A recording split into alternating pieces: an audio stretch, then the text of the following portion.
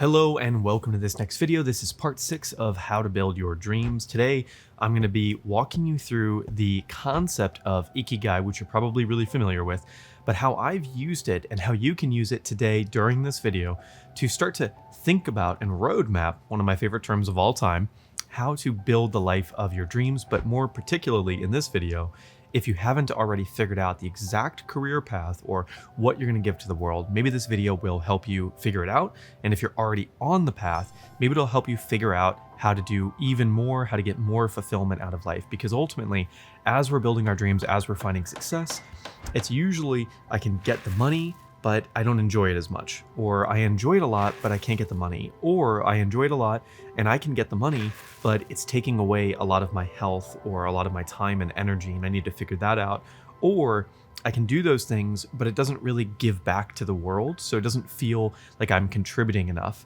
There's a lot of different solutions to all those different 4 buckets, but that's really what we look at when we see the concept of Ikigai. And I remember seeing that whole Venn diagram that everybody shows, and it would frustrate me so much because it's such a simple concept. It's super powerful, and of course, in a fantasy dream world where that could just magically be true, sounds amazing.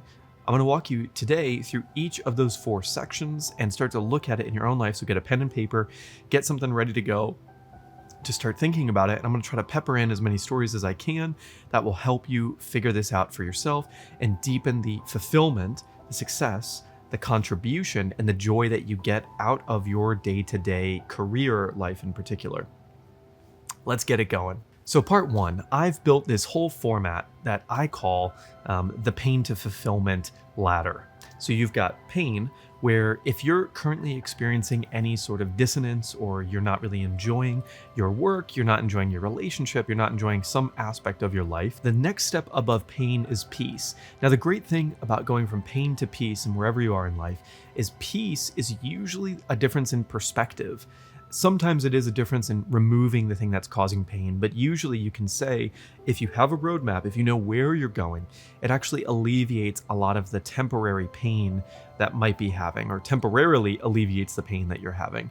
So going from pain to peace is usually a matter of perspective. I'll give you an example. When I was working with Lifetime Fitness years ago, I'd been really successful with them. I'd done a lot of different things in a lot of different states. And at some point I knew if I never left the company, I would be there forever. When I was about 24, 25, I knew I'd already been a speaker. I'd already gone through a bunch of worthiness challenges and knew that Lifetime was not my destiny. I had a dream that I woke up and I was 55 years old, about 30 years older, and I was doing the exact same thing, seeing the exact same clients, and it haunted me, this dream.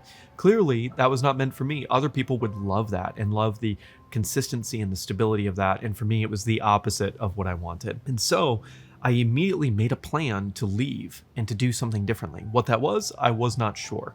And today's whole video is going to walk you through my little story while you build your story and your roadmap of what might be true for you and how to build that ultimate combination of something that you enjoy, that you get paid for, that the world benefits from, and you're talented at, you're good at. When you can combine those 4 things, you end up with an Ikigai, or fulfillment. So if you start from a place of pain, where I was, where you realize this is not what you need to be doing and you've got to evolve. And at one point that was my dream. And this is an interesting point.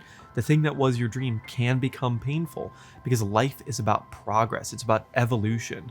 Internally, externally, we all have our own life path. There is no right and wrong. You cannot make mistakes. No one's path is the path. This is only something that you must subjectively determine what fulfillment and success means for you. And for me at that time, it was very clear Lifetime was not going to be the answer, and I had to create some other life. So I started designing that. And I started asking myself, when I got to this place of peace, knowing that I was going to be leaving, just knowing that I was going to end this, gave me peace. So above peace is what I call play. Now, play is where you can start to experiment with a lot of different things because you don't necessarily know what you're going to get paid for, what you're going to be good at. Sometimes that's an ephemeral thing until you've been there. You know, once you're there, it's so obvious that what you're doing, like what I'm doing now, is so obvious. But in that moment, it was so foreign and so unbelievable what I'm doing now. You start to play. I did some hip hop dancing on an amateur and professional level. I had taught rock climbing already.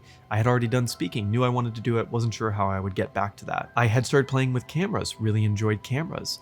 I knew a lot about health and nutrition, so a bunch of different things in that category were available to me, and I knew a lot of people that could connect me, but that was the industry I was leaving, so I kind of knew that that probably wasn't going to be the thing, or it'd have to be super different. So I started playing. So right now, if you're in a place of pain, see if you can just accept, do you need to change the thing, or do you need to change your perspective of the thing?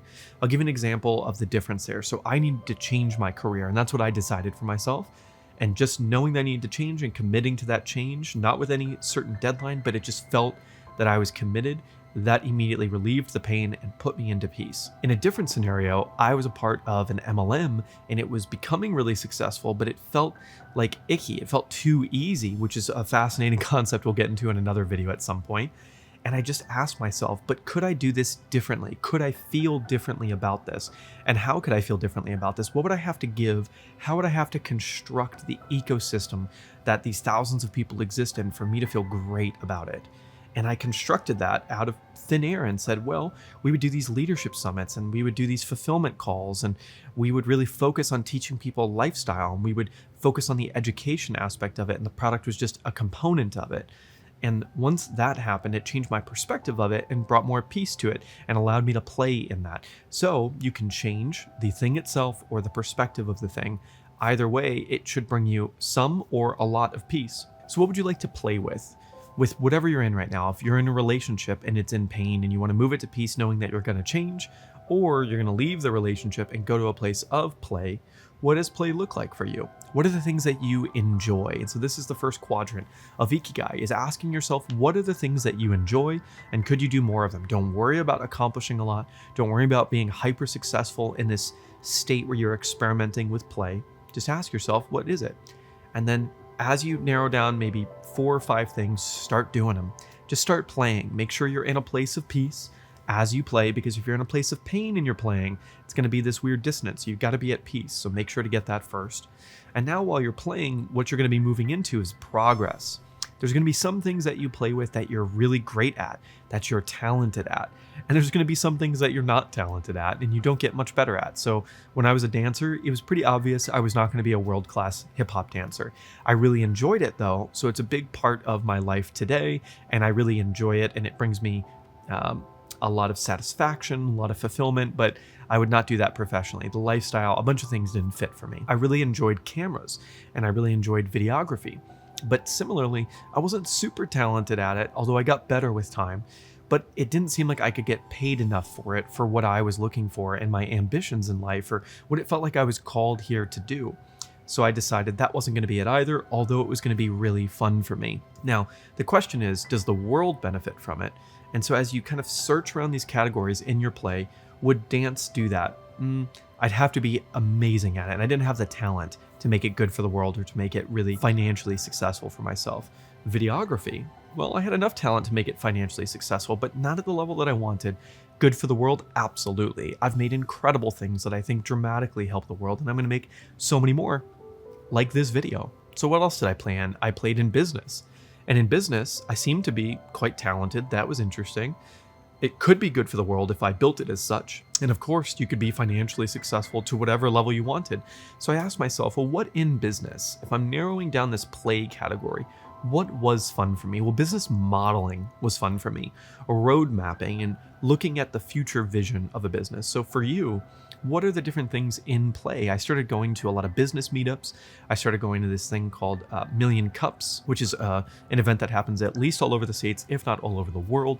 You can also go to things like Entrepreneurs Organization, find your local entrepreneurs group if that's something you're interested in. I started going to yoga classes and just different fitness classes, CrossFit, making friends, and this was just play for me, but also understanding the business components of it.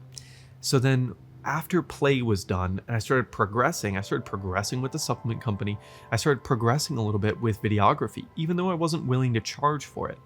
And as I progressed, I started to have some really interesting things happening. In videography, I made a vlog that went mega viral on Facebook, and that created a lot of world impact. It was for Mind Valley University back in 2017, Barcelona. You may have heard the story or seen the video on this channel.